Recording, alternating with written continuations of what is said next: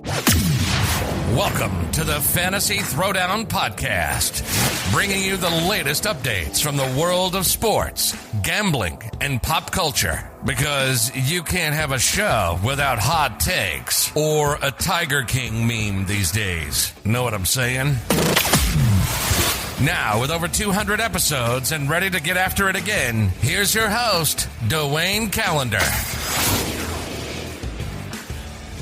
Hello, everyone. Welcome to another edition of the show. Basically, I am re-recording the episode because after, of course, you do the initial recording, more NBA news breaks. So I'm going to have to rework my initial thesis, but it doesn't really change all that much. It just confirmed what I always knew. So the news that broke is that Gordon Hayward has signed a deal with Jesus, it's like they've gone through so many names. I was going to say Charlotte Bobcats, but actually it is the Bobcats, man. They keep going through different names. So Gordon Hayward signs the deal with Charlotte. 4 years, $120 million of completely getting overpaid.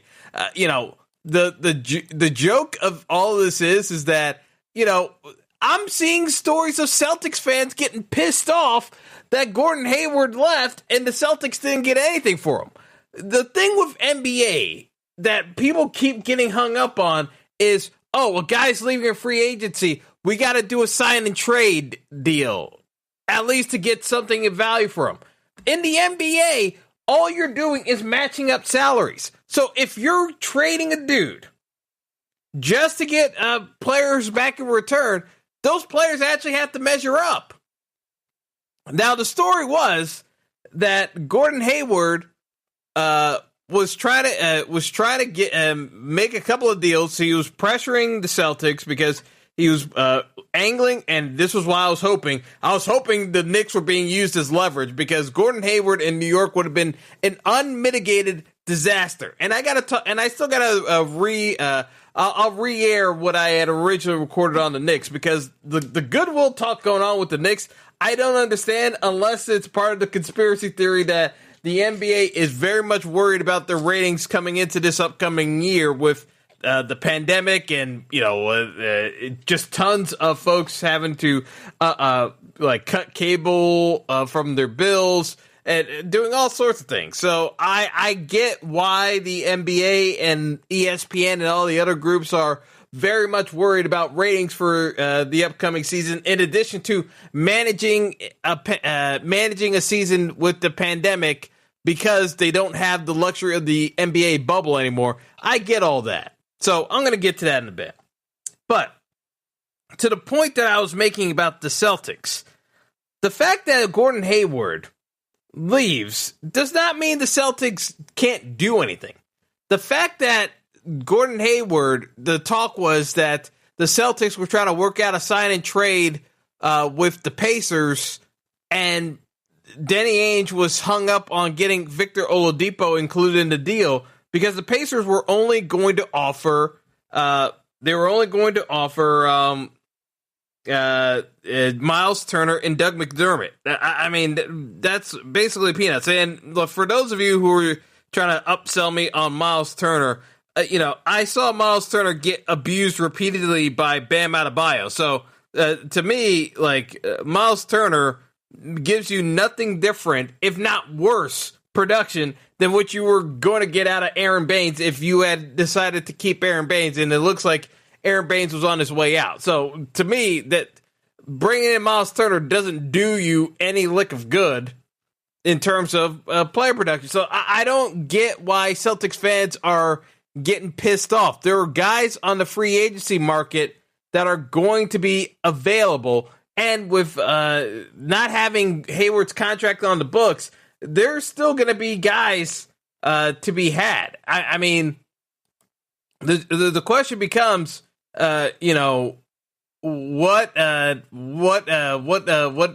interior players the Celtics can get, and basically, they're probably going to be. I would be shocked if they're not. The Celtics aren't in the Serge Ibaka sweepstakes and Tristan Thompson.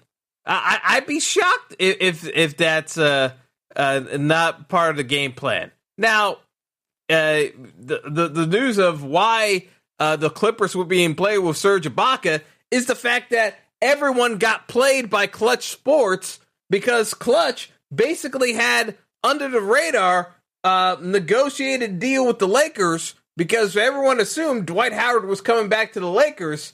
Dwight even tweeted out that he was coming back to the Lakers, only to find out that the Lakers never made a formal offer. Why? Because Clutch, the agency group that's managing a number of these athletes, and again, this is a story for another day about how the NBA operates, but all these deals being worked in the back rooms by these agencies and the clubs, because we got to talk about the nonsense that went down with Bogdan Bogdanovic and the Milwaukee Bucks. But we're going to talk about that as well. Again, that was part of the previous recording. But the bottom line is that Montrezl Harrell, the sixth man of the year for the Clippers, is just sliding over to the Lakers. The Lakers are so much stronger now, depth-wise, because of that signing. Because now you have a legitimate starter at center. You always had question marks about Dwight and JaVale McGee. Like, Dwight played beyond what anyone could have anticipated and held up health-wise, which is a big question mark for Dwight, by the way, at this stage of his career. That was like the Lakers got so much utility out of Dwight than they absolutely had any right to. Trez is so much a better fit for the Lakers with his athleticism and ability to move around the court. His biggest issue is not being able to finish around the rim and not being a great rim protector. I'm sorry, who else is on the Lakers? Anthony Davis. Like, Anthony Davis erases all of the liabilities that you have with Harrell by being in the paint defensively, and he makes up for it by being a good perimeter defender. Again, the Harrell signing makes so much sense. It screws over the Clippers. Like, the Clippers are done. The whole masterstroke of Kawhi Leonard is blowing up in his face. And to be honest, somewhere Greg Popovich is laughing. Greg Popovich has to be laughing somewhere because now Kawhi finds himself on a weaker team with the Clippers than he would have been if he had just stayed in San Antonio from the outset, gotten more money with the Spurs by far. Like, the marketing deal that Kawhi is getting with Adidas. Yeah, he put out some commercials, this, that, and the other. Pandemic hit, shut down everything. This is looking, I don't care, however Kawhi's people want to try to spin this is turning out to be one of the most I'm sorry. It is turning out to be, from a public relations standpoint and a monetary standpoint, this is turning out to be an unmitigated disaster because they can say whatever they want and blame it on the pandemic. But Kawhi Leonard is not moving the needle from a shoe sales standpoint. It's not looking good. Like, 2 years into this deal, it ain't looking good. So the fact that the Lakers have now gotten stronger, and basically the best case for the scenario for the Clippers is that they sign Serge Ibaka, who's not nearly the player Harrell is, and they're going to be competing with the Celtics for Ibaka. I'm sorry, this is not good. It's just not good. So, it's a very bad situation for most NBA teams. The Lakers got stronger because the other player signing that I haven't even gotten to yet is Wes Matthews. Wes Matthews, one of the most underrated 3-and-D players in the entire league. No one's ever going to talk up Wes Matthews, but in terms of value and what they weren't getting out of Danny Green, Wesley Matthews is going to be able to provide that. Like, even with his age being up there, because I think he's either 33 or 34 years old, Wesley Matthews is everyone's going to be talking up Dennis Schroeder. And again, the trade the Lakers were able to pull off for Schroeder, giving up nothing, essentially, except Danny Green. Like, they got picks. And we're able to get rid of Danny Green. I mean, whoo, man. Like, all they had to do was give up Danny Green and picks to get Dennis Schroeder. Everyone's going to talk up Dennis Schroeder, without question. They should. But Wesley Matthews is actually going to probably give more lift to the Lakers than Dennis Schroeder is. Schroeder basically comes in as the younger replacement for Rajon Rondo, because Rondo, you know, he got another title ring.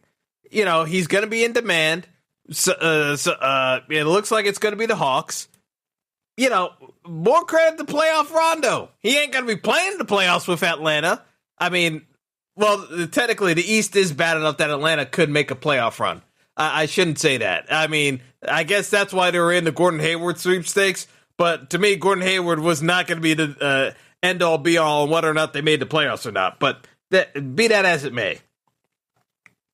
You know, the Lakers are that much stronger with Schroeder, Matthews, and now Harrell compared to the guys who left in Rondo, Dwight, and Danny Green. They are better now. They're better. And the teams around them got worse. This is a terrible offseason for anyone that hates the Lakers with a passion. Without question. With a passion, all those teams lost. So, Lakers fans, yeah, they get the style on everybody else because it's not even close. The Lakers are that much better than in terms of the offseason moves. They are in far better position. Now, if James Harden can somehow force his way to Brooklyn, I'm sure everyone's going to say the Nets won free agency, and I will laugh at that because the idea of James Harden, Kyrie Irving, and Kevin Durant trying to share the ball without killing each other and sniping at each other with passive aggressive memes and other social media posts, I'm gonna eat that up. Now, with that being said, James Harden, I'd be shocked if he goes anywhere because Tillman Fertitta is not the kind of dude you give the middle finger to, which Harden did with 2 years left on his contract. I mean, yes, there's a potential that Harden gets treated as a sunk cost, but I could more than likely see a situation where they force Harden to stay there for the entire year and just be miserable before they even allow for him to get moved. I am not even remotely sold on the possibility of James Harden going anywhere. So, with that being said, let's get back into my thoughts on the NBA draft because there was a lot of talk here about things that went on.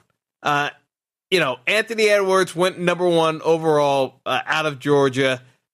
People to the Minnesota Timberwolves. People thought it might have been LaMelo Ball. I never really thought LaMelo was going to go number 1. And you can even tell that LeVar Ball was upset that his son didn't go number 1 because he really wanted to brag that he had a son that went number 1 overall. Remember, Lonzo went number 2 overall to the Lakers, which, again, Magic has been lambasted more times than I can count at this point for that pick. I still don't think that was necessarily Magic's fault. I just think that in terms of, and this is my take on the Ball family in general, incredible skill sets that they were able to develop. None of them can shoot. They all have weird-looking jump shots. Doesn't make any sense. You can't replicate efficiency with those jump shots. So to me, until they develop more consistent offensive games, they're always going to be limited. So I think, LaMelo going 3, to the Hornets and Michael Jordan, again, Gordon Hayward, LaMelo, this is supposed to be part of the core rebuild after Kemba Walker left. I don't see it. I don't see Charlotte becoming anywhere close to being relevant in the Eastern Conference. I just don't see it. Maybe I'll just have egg on my face, but at the end of the day, I don't see Charlotte going anywhere. I see this more as another case of also Rance trying to make a splash, and it doesn't go anywhere. That's why I was afraid of the Knicks trying to get Gordon Hayward, because Gordon Hayward, by all accounts, had a nice little run in Utah. Unfortunately, had basically what amounted to a career-ending injury in Boston. I'm happy that he was still able to recover after that injury with the basically it was a dislocated ankle fracture that was exposed. Again, never watched that video ever. Displaced ankle fracture. It is horrific. But I thought his career was over. A lot of people were of that opinion. We've seen more guys, and this is why it was even more frightening than Dak Prescott's injury, because in basketball, you're jumping all the time. In football, you don't have that risk of exposure the way you would in basketball. So it was a lot more fearful of a recovery for Gordon Hayward and Dak Prescott. But, it is what it is. Hayward, put in the work and made it come back. But by that time, the Celtics team had evolved without him. So, again, my fear with certain players is at a certain point, you are what you are. Gordon Hayward works in a system where it's an isolation-based system, and he can be the featured guy. In Charlotte, I'm not entirely sure that that's going to be the case. Devontae Graham is a baller. They have guys that can create their own offense. I mean, Terry Rozier was not a Gordon Hayward fan in Boston. He made that point very openly clear at various points of the season of how Gordon Hayward was forced into the offense, in his opinion. So I'm very curious to see how he's going to react to being teammates with Gordon Hayward again. Like I said, there's a lot of things going on where there's a lot of happy talk coming from different teams. But let me talk about the teams that I really felt good about. And it does not include the Knicks. Sacramento Kings. Even though they completely butchered the Bogdanovich, and I got to talk about this. Actually, let me back up a second. The Kings and the Milwaukee Bucks pulled off something I had never seen before. A complete butchering of a sign and trade, where the core aspect was, in a sign and trade, the player actually has to agree to be traded first. I don't understand how this happens. Because you have Bogdanovich, who's going to be, he is now a restricted free agent. He entered restricted free agency. But the deal was, after Milwaukee gave up all their picks in a insane trade with the New Orleans Pelicans, because essentially the Milwaukee Bucks gave up 5 draft picks. They gave up 3 first-rounders, but they also gave up the swaps, too.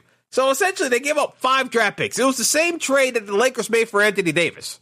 Only, instead of getting Anthony Davis, the Milwaukee Bucks got Drew Holiday. And I'm supposed to be sold on Drew Holiday being this much of an upgrade over Eric Bledsoe that it's worth 5 draft picks. Which is pretty much the haul that the Lakers gave up for Anthony Davis. And the media tried to upsell this as Milwaukee being a big 3. I don't understand this. Because Drew Holiday by himself is not the outside shooter Milwaukee needs to open up the court for Giannis. So, with that being said, Milwaukee needed an outside shooter. And that was supposed to be Bogdanovich. Apparently, they had this deal worked out with the Kings for Bogdanovich. Except when the time came to, sign the contract and execute the trade, Bogdan's like, whoa, hold on. I don't want to go to Milwaukee. And what do you do at that point? Because it's over. You already made the trade for Drew Holiday. There's nothing left to sweeten the pot to make the trade work, and the player doesn't want to go there. The deal's off, and you're screwed. Because now Milwaukee doesn't have an outside shooter. They didn't rework the trade with, they can't rework the trade with the Pelicans to get JJ Redick in there. The Milwaukee Bucks literally screwed themselves by jumping the gun on the Drew Holiday trade. It's unconscionable that there was no plan B in case the sign and trade didn't work. You have to at least get confirmation that the sign and trade is good in order to make the Drew Holiday trade. They jumped the gun by making a trade for Drew Holiday. Giannis is gone. Unless Giannis is the most stubborn guy in the world, and people can like make up all the stereotypes about Greek freak and he's his own man's man. This is going beyond just being your own man's man. This is like the point of insanity. Giannis Antetokounmpo cannot stay in Milwaukee with the roster as presently constructed if they don't make it to the NBA Finals next year. And I don't see them making it to out of the East next year. They have the exact same flaws as they do now. They just have less roster depth, so they're going to be playing more minutes out of Giannis, and come playoff time, he's going to be tired. Because now they don't even have the roster depth because they traded all their players to get Drew Holiday and their draft picks. I have to laugh. I gotta laugh. Basically, they don't have any outside shooting, and all they have left in terms of roster flexibility is signing minimum contract players. And teams are going to want to go to the Lakers instead. Or the Clippers. I mean, the Clippers can still attract people. It's not as attractive, but it's just, there's no way that you can even suggest for a second that Milwaukee is a prime destination.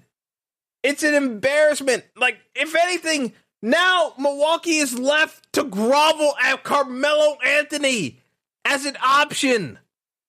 Carmelo!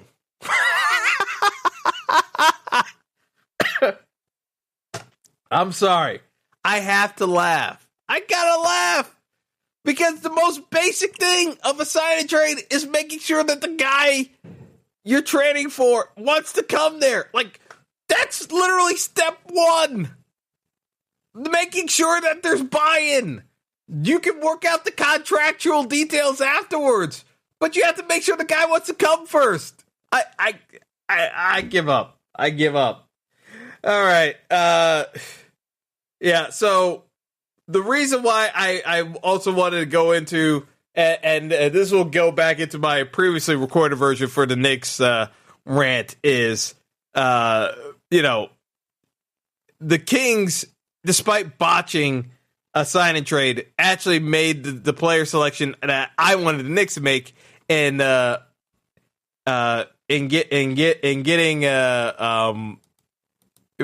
basically they ended up making the draft selection for Tyrese Halliburton, the point guard out of Iowa State, which was the player the Knicks should have taken. By far, the Knicks should have taken Halliburton. But the reason why is that the Knicks have so many forwards that actually signing yet another forward is one of the dumbest things I've ever seen. The Knicks signed Obi Toppin. They picked Obi Toppin at number 8, a power forward out of Dayton who's one of the players of the year in college basketball, even though it was an abbreviated season. But you bring in a forward who can't shoot, plays no defense, on a roster full of forwards who have no outside shooting and barely play any defense, and you have no point guard. No true point guard, because Frank Ntilikina has shown that he's not an actual NBA starting point guard. I don't understand the Knicks, and I don't understand people who could actually say the Knicks actually had a good draft, because the Knicks still don't have outside shooting, and they still don't have a point guard. So how on earth could the Knicks have had a good draft? There's nothing about what the Knicks did that makes any sense. The only reason why people want to say that the Knicks have turned the corner is because you can't say that with the new regime with Leon Rose and Scott Perry technically being in charge, that you want to denigrate the biggest media franchise in the NBA. But the Knicks are a joke right now, and it's not getting any better in the short-term future. So, I'm just going to say it. The Knicks had a bust of a draft, and it's going to be another failure of free agency because no one wants to come here. I'm sorry, that's the bottom line. So, we're gonna switch it back over to the previous conversation I had with my pops on this one. Because we kind of talked about it at length in greater detail. But, it is just an utter mess of how NBA free agency has gone so far. Because the haves just got stronger and the have-nots, showed once again why they're not ready for the big time. So that's all for now. Let's do the convo, and I will see you guys next time. For the NFL recap, because we got a lot to talk about NFL-wise coming up shortly. So stick around for the next episode covering that. And so listen in for the convo, and until next time, folks. So Callie, just walking this one back, the Knicks draft Toppin, who, again, had great numbers in college. There's no doubt that, he had great numbers in college. But the thing to remember at Dayton that Toppin had him the advantage of, he was 2 or 3 years older than most of the players he was going up against.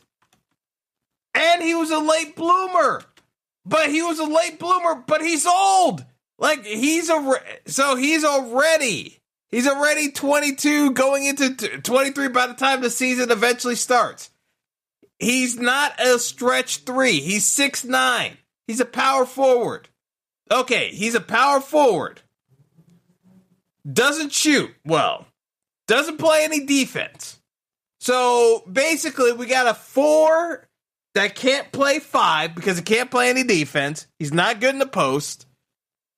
You basically need him to not get abused in the post, so you're going to put him out on the 3-point line where he still can't guard anyone. He's a complete liability defensively. And then on the offensive end, he can't shoot. The only place he can play is in open court basketball, but the Knicks aren't good in open court because they don't defend well enough to create transition opportunities, and they don't have a point guard. So, basically, it's RJ Barrett on ISO plays, try to create for himself and maybe some other people. Toppin is basically going to be clogging up the middle along with Randall. You have so many forwards on this Knicks team that the draft pick makes 0 sense when the pick should have been Halliburton. Because at least Halliburton would give you a legitimate point guard. But that's the problem. The Knicks don't operate in a place of logic.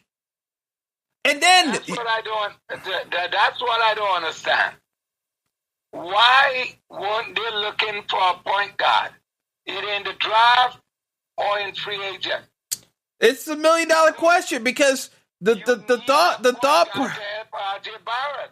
thought process was maybe the Knicks were trying to angle for the Chris Paul trade, which I did not want any piece of, because my whole argument with Chris Paul was the reason why Chris Paul played so well last year was because Chris Paul had no intention of ever getting traded out of Houston, got blindsided by that trade, dumped in the middle of Oklahoma City, where everyone basically thought his career was going to die there, and Chris Paul, to a man, basically said to himself, hell no, you guys aren't going to bury my career out here to die and let me, just languish here. I'm going to play myself out and get somewhere where I want to be at, and that's what he did.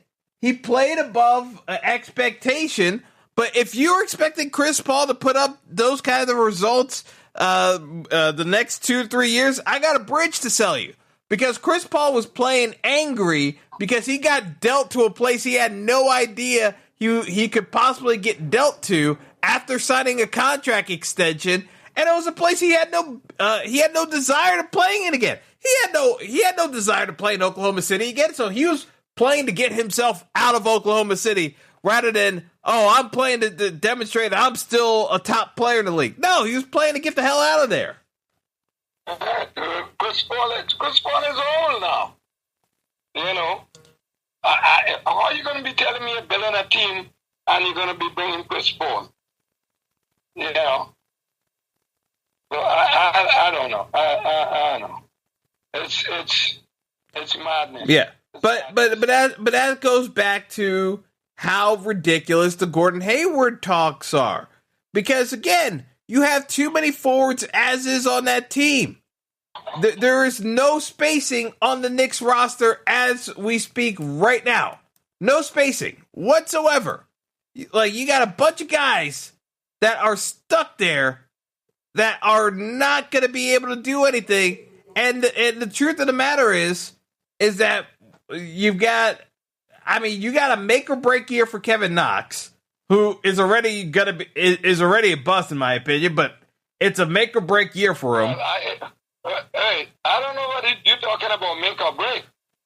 You know, it's a fucking break, because were you expecting him? You know, that pick, I had rather taken Fox, and they took Knox, and you know, but anyway, forget it. But because I think he's a bust. I think he's a bust. Yeah, I'm pretty sure he's a bust. I'm pretty sure he's a bust. Has he shown you anything? No. Yeah, you understand? He has shown no improvement in none of the years that he's been there. None. And the best part about the talk of bringing Gordon Hayward is you basically have a lineup where it's, because technically you're still paying Dennis Smith Jr., You still got RJ Barrett. You got Mo Harkless. Then you have a bunch of guys who clog up the middle because you got Randall, Mitchell Robinson, and you bring in you bring in Top into the mix. None of those guys can shoot. All they do is clog up the middle, and Gordon Hayward is somehow going to open up the paint. I don't understand how anyone with a straight face could say that the Knicks had a good draft. I don't understand how the media coverage is working, because it just doesn't make any sense. So the free agency period is going on. So I mean, some of these other scrubs are going by the wayside. So Mo Harkless was at the throwaway trade. So he was going over to the Heat. So it's there are guys who are not going to be on the Knicks roster next year, obviously. But you have a bunch of dead cap space with the Knicks that would be used to try to make trades. But no one wants to come here. No one wants to come here. The Bucks just had a failed sign and trade with Bogdan Bogdanović, which, hell, I'm not saying Bogdan Bogdanović is any special player, but technically, he's actually one of those kind of players that the Knicks actually need. A shooter that can actually open up the court. You need a point guard, but you actually need guys who can actually shoot. The Knicks have no outside shooting. And yes, and the thing is, I know people say Gordon Hayward's this great outside shooter. Yeah. But again, it's not like he's a sniper or anything. And again, with the amount of money you would be paying Gordon Hayward, he ain't Klay Thompson. And Klay Thompson's out injured. But Gordon to get that money that Gordon Hayward's looking for, you need to be either the best scorer or a combination of, oh, I can score, but I can play some defense too. I can create and do the little things. That ain't Gordon Hayward's game. He's a nice player, but he ain't a great player, and that's the problem. Like, he is looking for max deal money, and he ain't a max player. And in order for the Knicks to get him, they would have to give him max money. And no, the Knicks have been down this road way too many times. But the problem I have with the Gordon Hayward thing, what's the big splash he did? He made in Boston. He never was a difference maker. He wasn't a difference maker on that team. You know, so I don't. It was a failed experiment. I thought it was a worthwhile experiment, given that Hayward's connection with Brad Stevens, given that the way the roster for the Celtics was constructed originally. Because remember, when Gordon Hayward was brought in, that team was built around Isaiah Thomas, who is a slashing, scoring type of guard, but not a great shooter. But you bring in Gordon Hayward to be the outside shooter, can still create some shots off the dribble. It made sense. The Celtics evolved beyond that to be a team around Jason Tatum being able to create his own shot, do the things off the dribble, basically doing all the things that they were looking for out of Gordon Hayward. Jason Tatum already took care of that. And then you bring in Jaylen Brown and you see Marcus Smart develop. The Celtics evolved as a roster to the point where Gordon Hayward was a redundancy. That was the problem. Yeah, you know. But like you said, Gordon Hayward did the Celtics a favor. You know, he basically did the Celtics a favor by opting out, and he had to, because he would have ended up playing next year, and the Celtics not giving him a contract, because why would we? Or if he gets a contract, he'd get a contract with such a big pay cut that he wouldn't take it. You know? So, yes, opting out is a smart thing for him. And make him look available to some stupid team like the Knicks. You know? Because when you look at it, who are the teams interested in Gordon Hayward? The Knicks and the Hawks. You see any contenders coming out of that? Two teams that has been stumbling along and going no place. I mean, it's so aggravating hearing the disingenuous talk about the Knicks draft, and then, the Knicks are trying to make moves here. The Knicks are trying to bring in Gordon Hayward. What is I'm struggling to see what the master plan is from Leon Rose is with the Knicks, because this is the same old nonsense the Knicks have been used to doing. Like, this is not new for the Knicks. This is the same nonsense. So to me, like, when people are talking about the Knicks draft, the way I interpret it is, it's not that the Knicks had a good draft. It's just that NBA ratings as a whole, again, with the pandemic and everything else going on, where, you know, there are real life problems going on in the world beyond the world of sports, and people have to make other decisions that, you know, are impacted, and it's taking its toll on sports. The sports world needs to gin up as much interest as humanly possible. And so for a major media market like New York talking up the Knicks, I get it. I get why you're talking up the Knicks and not mocking them, because you're trying to make it as interesting as possible. The problem is the narrative does not jive with what is actually on paper.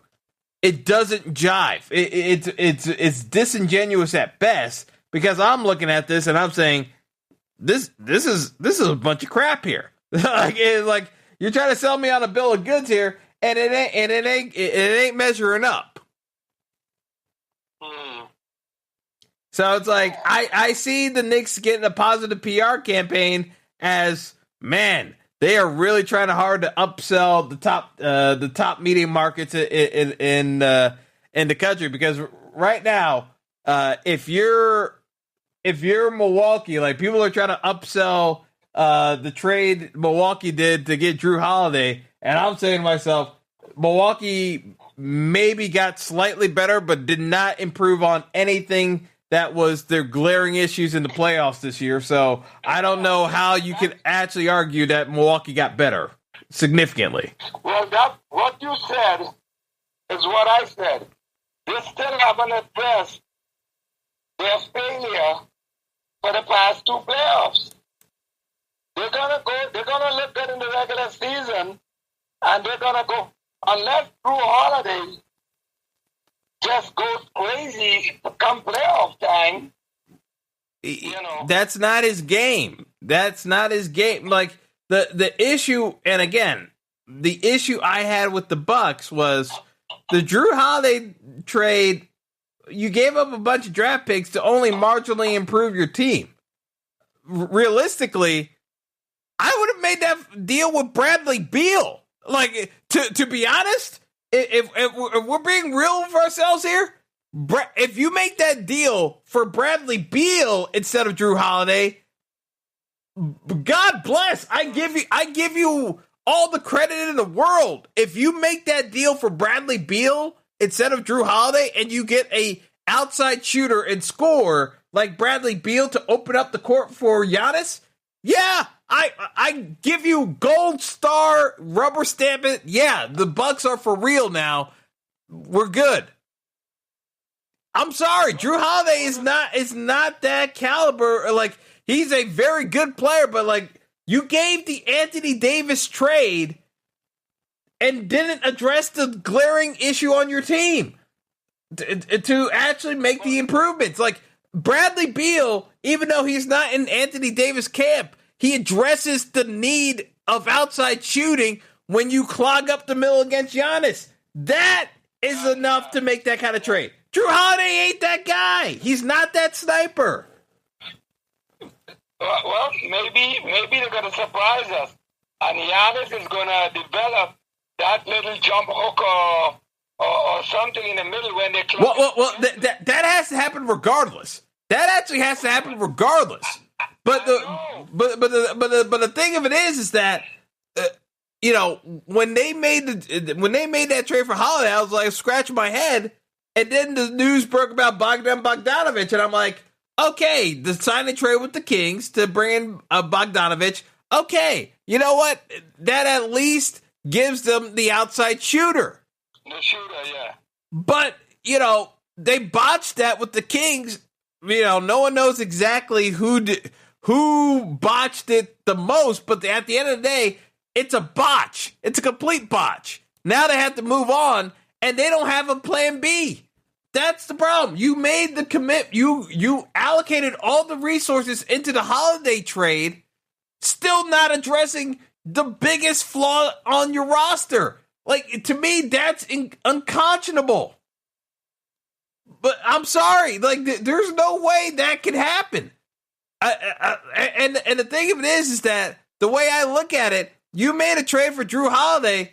I don't know. I don't care how much you need to make the math work. JJ Redick's got to come back in that trade. I'm sorry. Like, bottom line, figure out how to make the math work. But if you're going to put all your chips in that one basket to bring in Drew Holiday, JJ Redick's got to come back in that trade too. Like, you have to address the outside shooting if you're the Bucks. You gave up 3 first-round picks and swaps. The lack of foresight is just stunning. Because now now you've given up all the draft picks. You still don't have outside shooting. You are in trouble. Maybe they know Giannis is working on that shot. Because, and the stupid thing about it is, teams play them one way in the regular season, and then come to the playoff, they do that collapse shit, and he's not as effective. He was a little better this year, a little better, but still not the force that they need him to be because they're not getting the scoring from other places. So, yeah, they didn't lose as bad this year, but they still lost, you know. Yeah. And you could see it from game 2 that, hey, this is going to go the same way that it went last year. Because the Heat could smell it, and the Heat beat them 2 straight games just before the playoffs, trying out that shit. And they still had no answer for it in the playoffs. You know? Yeah, so I thought they would have addressed that, but they didn't. You know? And like I said, I don't live with Giannis, so I don't know what he's working on in the off season. But last year he didn't look any better than the year before. When he got clogged up in the middle, he still is trying to dribble and make that step, and everybody knows where he's going. You know. Yeah, I just looked at how some of these teams were operating. I'm just saying to myself, you know, I'm not saying I have a crystal ball and know how it's all going to play out. But you tell me how you're operating in a league where the Lakers just won the title. You know there are a bunch of players that are going to try to bandwagon jump with LeBron and sign. So, I mean, obviously Montrezl Harrell jumps from the Clippers to just sign with LeBron because he's just looking for that ring. You know, you got Wes Matthews signing for the Lakers for the minimum, trying to chase that ring. You tell me, you know, with a healthy Anthony Davis, now confident that he can win a title, because it was always the mental part with Anthony Davis, how the Lakers aren't the favorite again, because to me, they rounded out the roster with guys chasing after the ring. And Anthony Davis now actually has the confidence to become the number 1 player on that team. LeBron doesn't actually have to be the number 1 anymore because now Anthony Davis has the confidence to take the reins on the team. You tell me where the Lakers aren't the favorite. I'm actually surprised that Dwight Howard left because it's not like he's getting a ton of money. Listen, Callie. Let's be honest. Let's be honest with ourselves. Let's be honest. We're going to be honest with ourselves here. Dwight Howard's not exactly the brightest bulb in the closet. This is the only thing I said. Really not the sharpest knife in the drawer.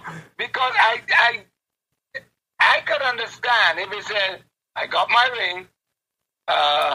You know, I'm at the end of my thing. Let me go get some money. You know. No, he didn't get that. And I'll tell you one other thing. There are two things. Dwight's not the brightest bulb in the closet. And 2, with the amount of drama caused in the bubble with Dwight talking about shutting down the season entirely, you know that pissed off LeBron. LeBron won't say it publicly. You know LeBron won't say it publicly. But you know that fucking pissed off LeBron. You know that absolutely pissed off LeBron. Yeah, it could be a point. So you think he got shoved out the door? Yeah. I absolutely think that LeBron told him, "Thank you for your service, but your participation with the Lakers is no longer required." I truly believe that LeBron sent him on his way. Oh, okay.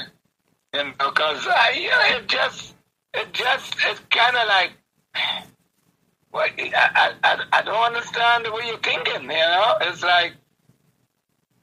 Yeah, but my thing was that, you know, he's not a really, really bright guy, you know. Because the first big mistake he made in his life is leaving the Magic, you know, and, you know, he was top dog, well loved and everything down there, and I don't know what he saw, you know, and he's never been the same. Not the brightest bulb.